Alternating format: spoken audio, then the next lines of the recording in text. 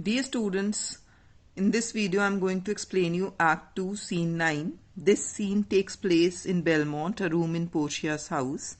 In this scene, Prince of Aragon, who's one of the suitors, is going to make his choice of caskets. So let's start with the scene. Nerissa, quick, quick, I pray thee, draw the curtain straight. So Nerissa is saying to hurry up.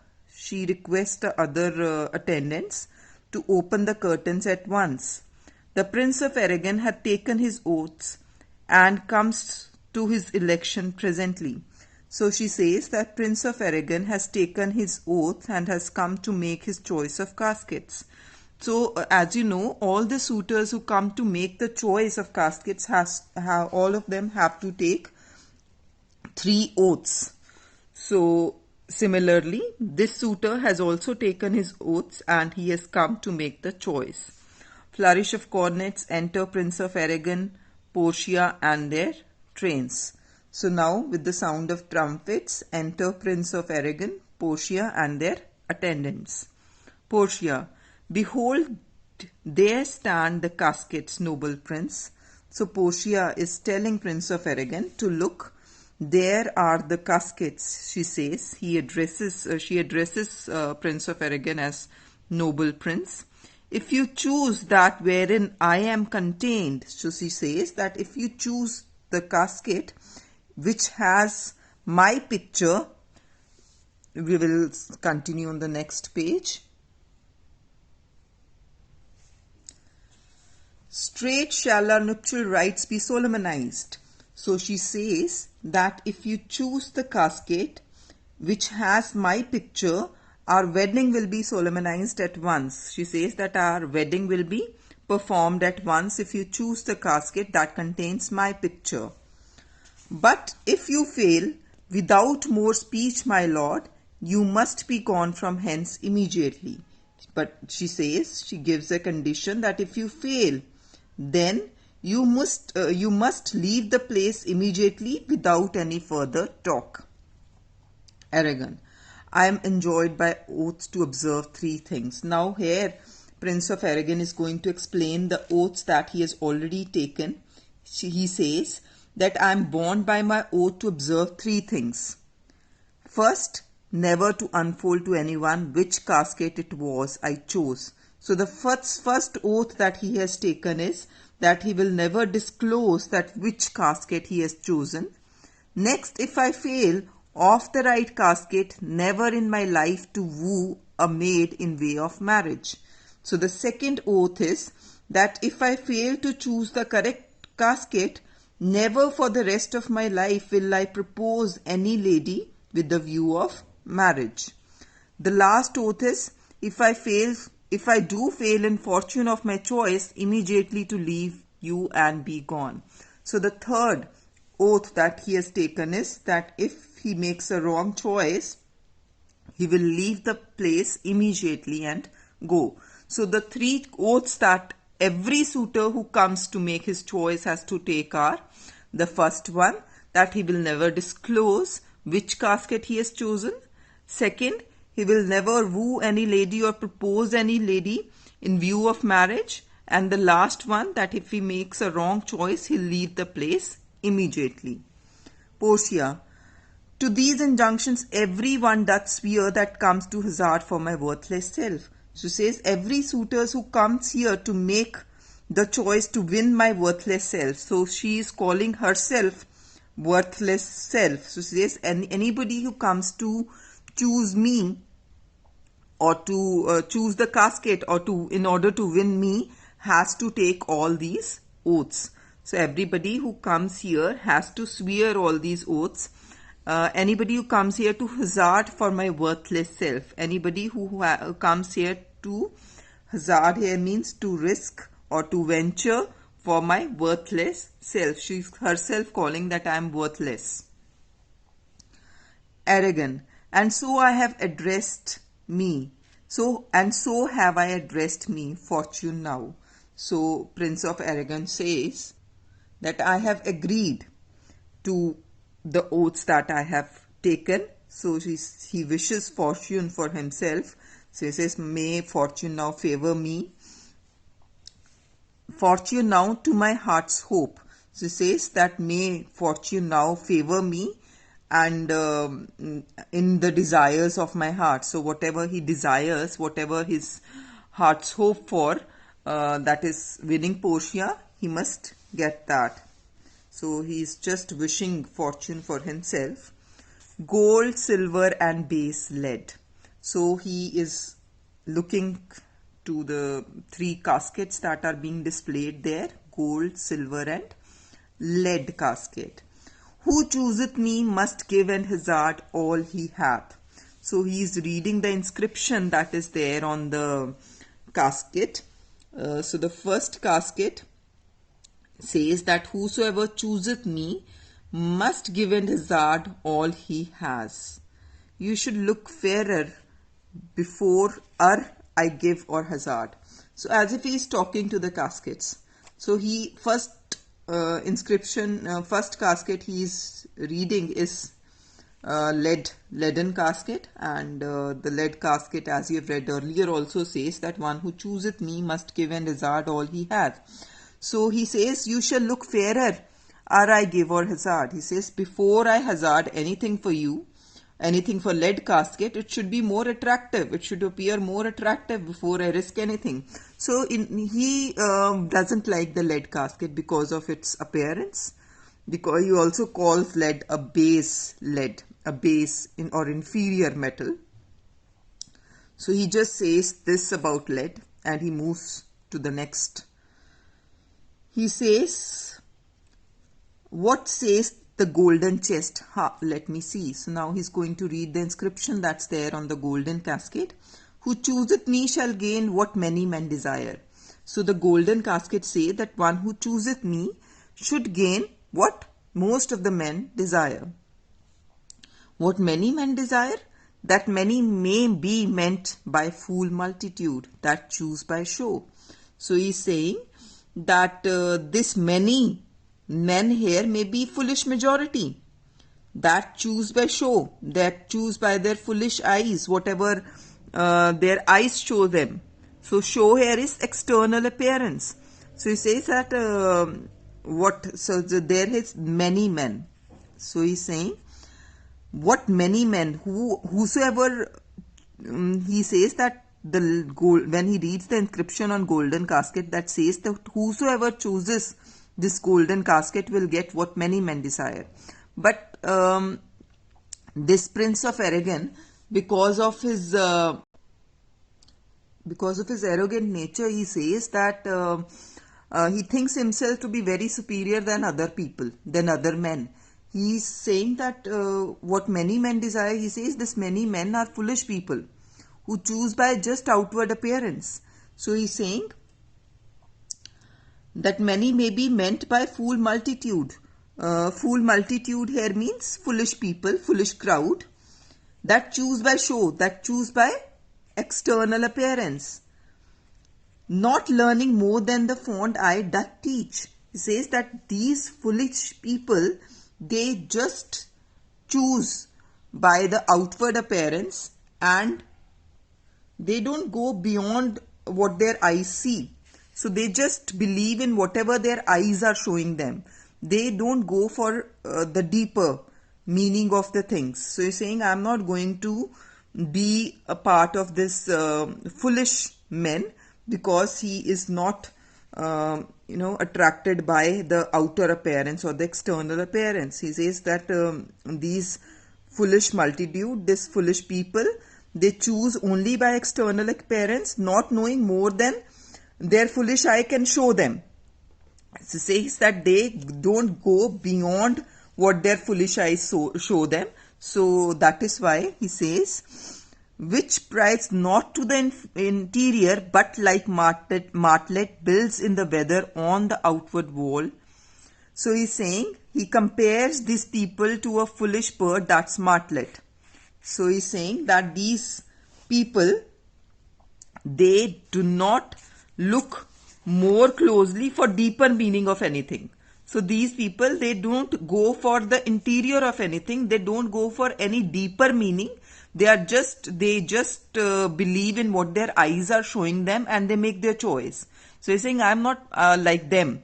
So he's comparing these all foolish people to a bird called martlet, who builds in the weather one on the outward wall. So this foolish bird builds its nest on the outer walls, that even in the force and rote of casuality.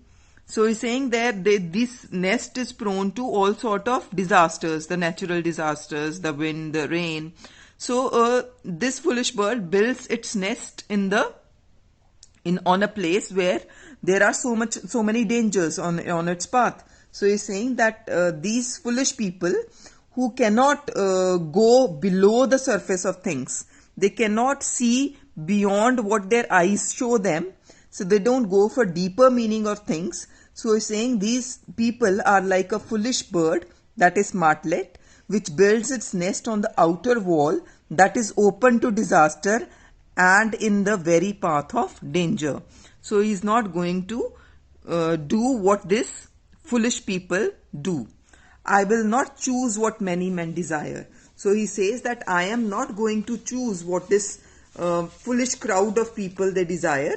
So he's not going to do that, because I will not jump with common spirits. So he gives reason. He says, why I am not going to choose this golden casket, because this golden casket is chosen by many men, and this many men are foolish people who just choose by outward appearance.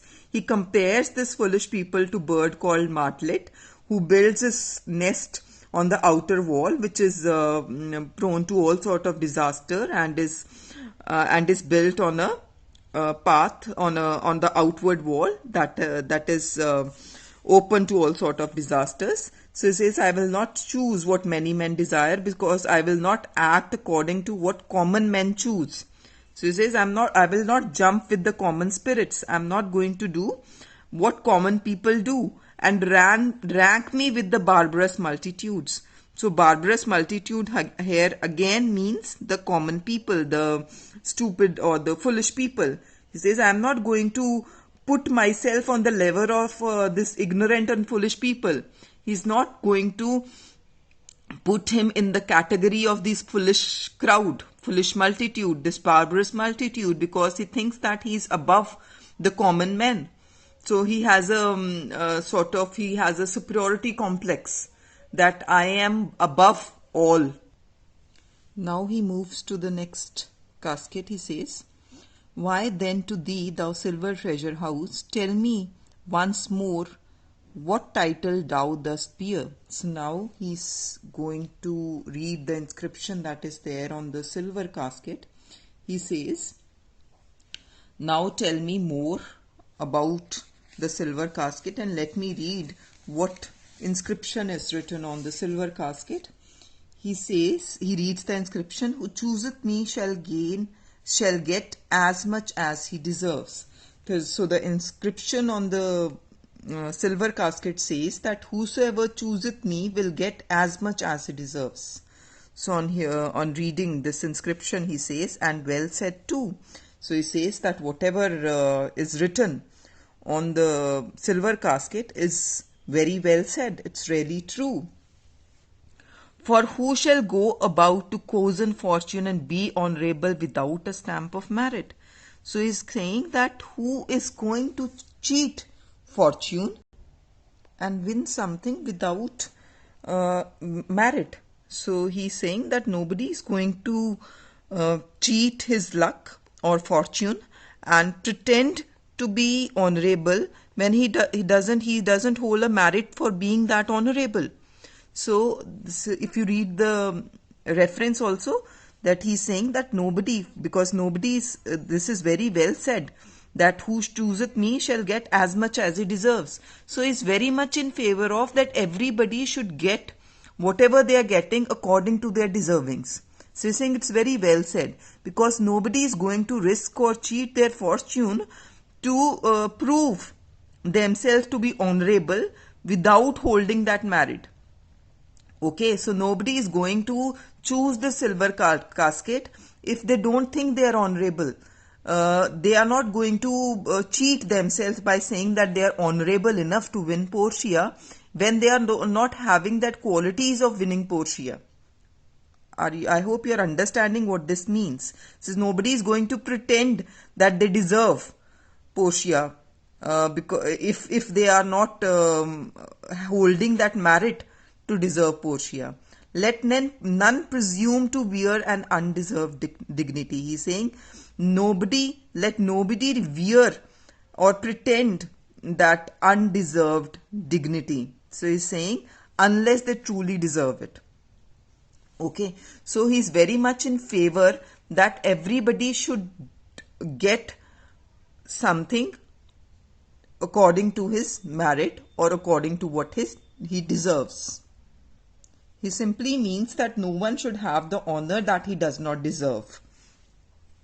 Oh, that estates, degrees and offices were not derived corruptly. So he is just wishing that all the estates here means social ranks, that means the lordship, the kinghood, the knighthoods, all the ranks. So he's saying that all that estates, the degrees, the post of honor, and the offices, the specified designations are not achieved corruptly. So he's just wishing that all these things are anybody who gets these high positions, they shouldn't be on the corrupt means. So this whatever he's saying holds true, is true even today.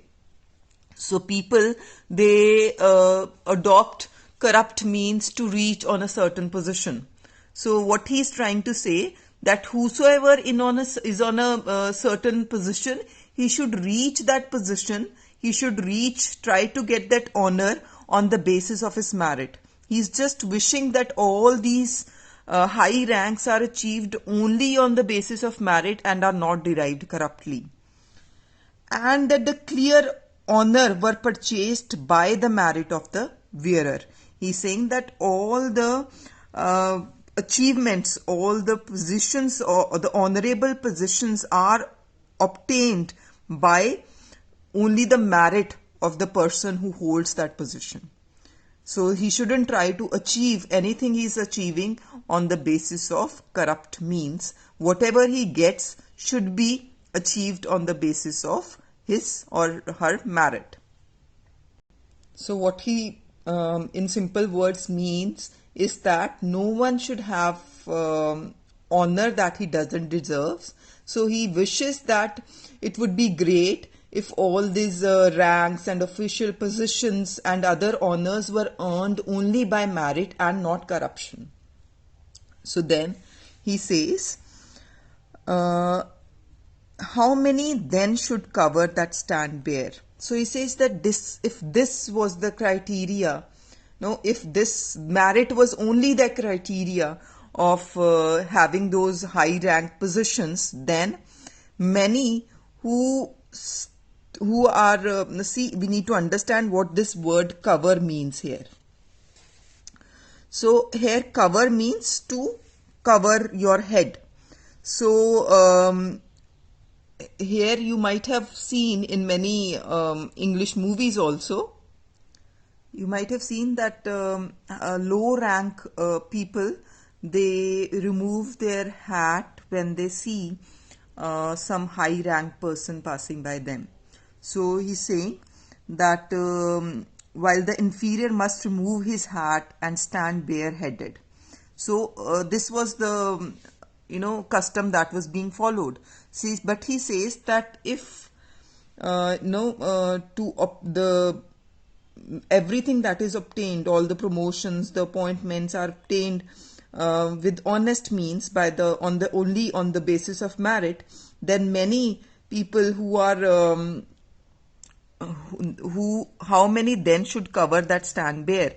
So how many people who are standing bareheaded now, so who are low ranked now, who have to remove their hats from their heads when they see their superior passing by, they will be covering their head because they actually should be placed on a higher level because of their merit. But some other is getting that position because of corrupt means. So I hope you are understanding this, what he means here, that he says that there are many who should cover their head, those who are standing bareheaded today. So if merit was only the criteria for getting these high positions, then many who are low ranked now will be on high rank position. If merit was the criteria, many who are standing bareheaded now should cover their head if merit was only the criteria for getting that high rank positions. So then he says, how many be commanded that command? So he's saying that many people who are commanding now will get commands from others. So because they are not getting that position out of their merit, they have achieved that position corruptly. So many men who are commanding now will have to get commands from others who actually hold that position. How much low peasantry would then be gleaned from the true seed of honor? So he's saying here that, yes, before I continue with this line, I want you to understand that in these Middle Ages, there were two classes of people. One was the upper class, that was son of noble, who were men of honor, and the other men, they were the cultivators. So they were called low peasantry, the cultivators were called low peasantry. So here, these two classes are being talked of. Low peasantry, that are the low class people, the cultivators, the farmers you can say, and other ones were the true seed of honor. True seed of honor here means the noble people, the noble, son of noble men. So he's saying that if merit was the criteria of giving positions to people, then how many low peasantry would then be collected, would then be gleaned? Gleans mean collected from the true seeds of honor. He's saying that how much low peasantry would then be collected, gleaned is collected from true seeds of honor, means that how many, saying then if merit was only the criteria, that how many people who actually belong to low class will be picked up from the crowd of the so-called noble people. So this big group of who call them noble people, there are many people who actually belong to low class because they don't hold that merit. If merit was only the criteria of assigning this high designation and position, and it was not corruption because of which they get these high positions and official ranks, then from this, actually you call them son of noble people, they are actually one who belong to lower class. If merit was only the criteria, then many who belong to lower class will be picked out from this noble class. So I hope you are understanding what the lines actually mean, that if merit was only the criteria, then how much low peasantry would then be gleaned from the true seeds of honor? Then many low class people can be collected from the so-called noble class. And how much honor picked from the chaff and ruins of time to be new varnished? So he's saying that how many truly honorable can be picked up from this from the modern rubbish, that and they could get their original position. So he's saying that how much honor honor will be picked up from those outcast and ruined people. From the chaff and ruins of time means here the people that are categorized as low class people, the cultivators or the low peasantry, as we have read earlier.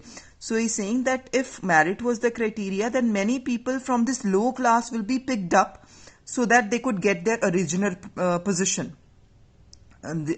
Originally what they actually deserve. They deserve much more than these so-called noble men.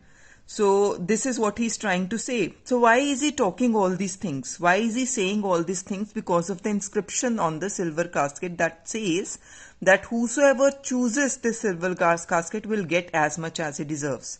So he's saying that this is very well said, because nobody is going to cheat their fortune just to say that I deserve. No, I am the one who deserves. If he knows internally that I don't deserve Portia, is not going to choose this casket. So he's saying that let none presume, that let nobody uh, um, pretend that he deserves what he actually doesn't deserve. So he then wishes that all these offices and all these ranks were achieved by merit and not by corrupt means.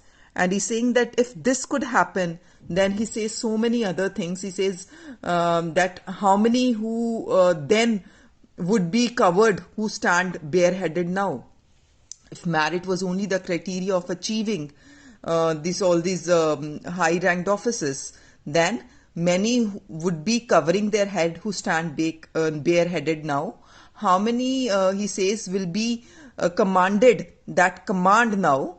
Then he says how much low peasantry would then be taken from the true seeds of honor? How many low class people will be picked up? How many actually low class people will be picked up from this crowd of so-called noble men? And how much honor will be picked up from the ruins of times, from the outcast and ruined, and they will be actually given their new splendor, their new position, because they are actually the one who deserve those positions because of their merit. I hope this all is clear, though it's a little difficult, but I hope I have made it clear to you. Then he says, well, but to my choice. Now he is disclosing what choice he has made. He says, who chooseth me shall get as much as he deserves. I will assume desert. Give me key for this and instantly unlock my fortunes here. So he says that he says, I shall take up what I deserve. So he says, I will assume desert means that I claim to be deserving Portia. He says, give me the keys, and he instantly unlocks the casket. He opens up the casket because he thinks that he deserves Portia. I will end the video here only, and I'll continue the next part in my next video. I hope I've made my point and everything that I've explained is clear to you. Still, in case you'll be having doubts, you can clarify that doubts. You can message me and I'll explain you in case it's not clear. Thank you so much.